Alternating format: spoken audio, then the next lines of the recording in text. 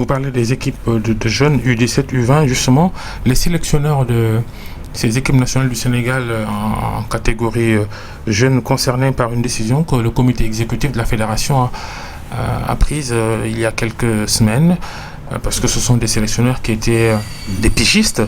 Vous leur proposez des contrats en bonne et due forme, et donc plus possible pour eux d'aller entraîner des clubs.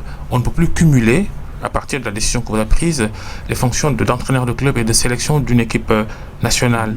Il y a les cas flagrants de Youssouf Dabo pour la sélection U20, de Malik Daf pour la sélection U17. Vous leur aviez donné un ultimatum de 3 mois. Ont-ils fait leur choix parce qu'ils sont toujours avec leur club?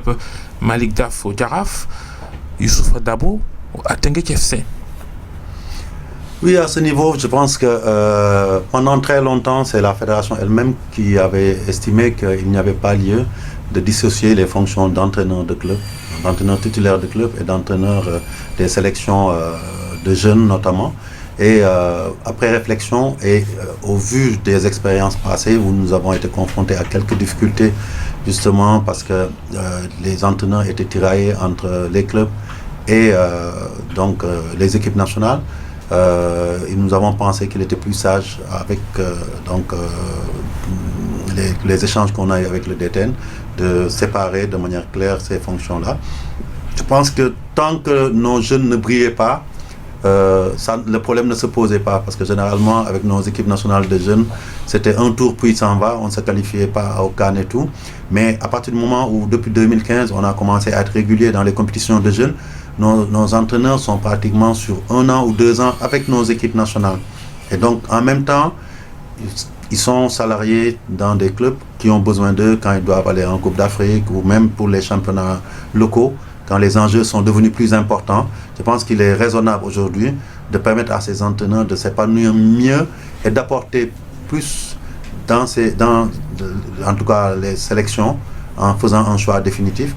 Et surtout, ça ouvre l'éventail d'entraîneurs qui peuvent apporter sa contribution, progresser, et qu'on n'ait pas un groupe restreint qui gère les clubs d'élite, les meilleurs, et qui sont aussi en même temps dans les sélections. C'est pour ça qu'on a pris ces décisions. Est-ce que le délai qu'on leur a donné a expiré? Je dirais non, mais sachez que nous sommes en train d'y travailler.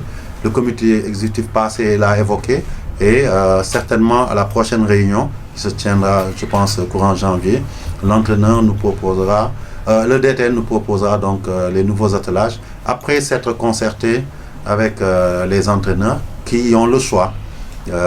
Même quand ils resteront dans les clubs, ils seront à la disposition du football sénégalais. Si certains préfèrent venir dans les sélections aussi, ils seront les bienvenus. Nous les mettrons dans des conditions salariales et de travail meilleures, puisqu'ils pourront travailler sur une longue durée et être rémunérés sur cette durée-là, plutôt que de travailler à la pige, comme vous l'avez dit, pendant les campagnes. Mais en tout cas, je pense que c'est la meilleure décision que la fédération pouvait prendre. Et à ma connaissance, tout le monde l'a salué, aussi bien dans le monde des entraîneurs que les dirigeants de clubs, mais aussi au niveau des instances du football, tout le monde l'a apprécié positivement. Après, il s'agira pour les 2 entraîneurs qui sont concernés de faire un choix. Je pense qu'il leur reste encore le temps pour le faire. Ils sont en concertation directe, parce que le comité exécutif prend une décision et c'est la direction technique nationale qui est chargée de l'appliquer. Et donc Maya Sinma prendra les décisions des meilleures pour l'intérêt du football, et certainement en ce moment-là nous pourrons communiquer sur les nouveaux attelages. Et vous saurez si Malik Daf et Youssouf Dabo restent entraîneurs de nos équipes de jeunes ou non.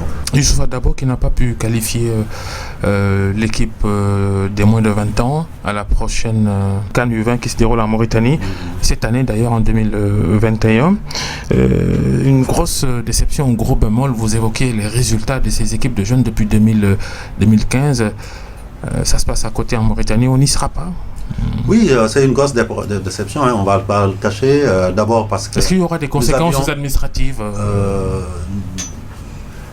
Je dirais d'abord que nous avions l'ambition d'y retourner, parce que nous voulions enchaîner une 4e qualification. C'était important pour maintenir cette logique de formation des jeunes, parce que se qualifier pour les CAN, c'est important au plan du palmarès, mais surtout important pour permettre à des générations de grandir, d'arriver à maturité pour pouvoir passer. Est-ce que vous allez garder Youssoufa Dabo à la tête de cette équipe-là?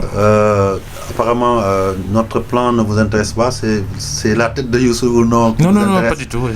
Aujourd'hui, Peut-être qu'il est arrivé à un niveau de saturation. Vous allez évoluer. Je pense que Youssou a fait d'excellentes choses ici avec nos équipes nationales. Il a bien travaillé.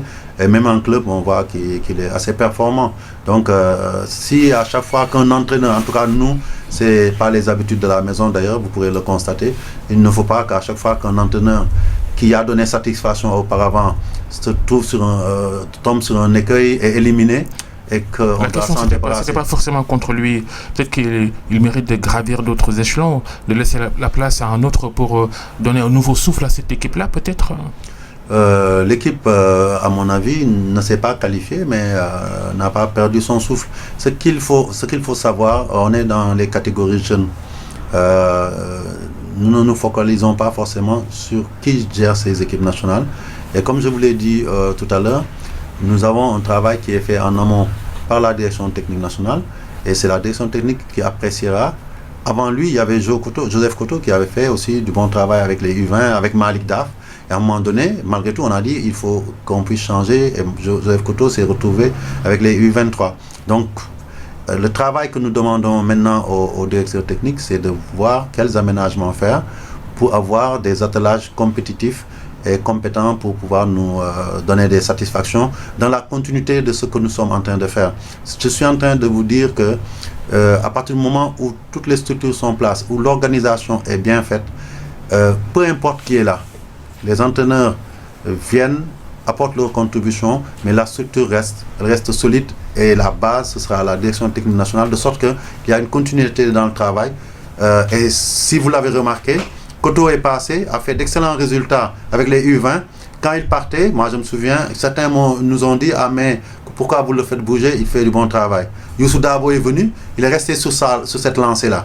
Parce qu'ils ont des compétences certes, mais parce qu'il y a une structure bien organisée qui fait qu'aujourd'hui, les résultats suivent, quelles que soient les personnes qui sont en place. Et c'est comme ça qu'on développe le football des jeunes. C'est comme ça aussi qu'on fait avancer le football d'un pays.